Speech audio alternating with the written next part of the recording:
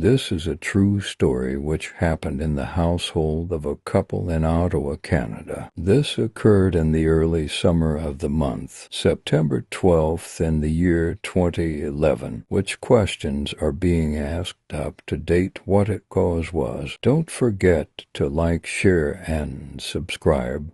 This is a young man named Phil, who lives with his wife in the city of Ottawa, Canada. In the late evening of that fateful day, and he came back from work, he overheard his wife on a phone call conversation with someone, and it obviously seems to be a man due to the nature of the conversation. Then he apprehended her after the call and asked what was going on, and she replied, "He called me and apologized, so I'm moving back to him." He asked, "Who?" And she said, "Dave." He replied, "Your ex?" And she said, "Yes." Then they went into a long-lasting argument that after several hours, she picked up her luggage. Lucky enough they had no kids, so she picked up just her belongings, and then her husband tried to talk things out with her, but her mind was already made up, and left the house immediately without hesitation, and this left the husband depressed for days, with numbers of sleepless nights and excessive anxiety. So he came up with an idea.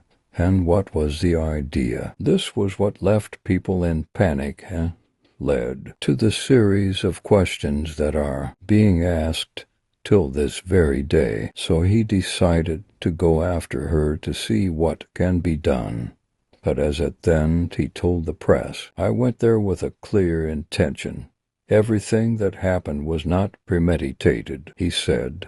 So what happened next? When he got there, he saw that his wife was already moving well with Dave. Then he went into a fight with Dave and asked for his wife to come back home. But they both said it was late, and he went into the kitchen, took a locally made knife, and executed the both of them. Sadly for him, the neighbors heard the series of noise and called the police. He was immediately arrested and was found guilty with 4 counts of murder, and was sentenced to life and no possible means of parole, which up to this very day, 13 years later, he's still in jail. What do you think? Was that a fair decision or the worst mistake from Phil?